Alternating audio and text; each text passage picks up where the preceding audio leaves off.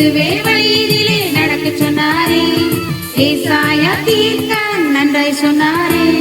வழி இதுவே வழியிலே நடக்க சொன்னாரே, சொந்த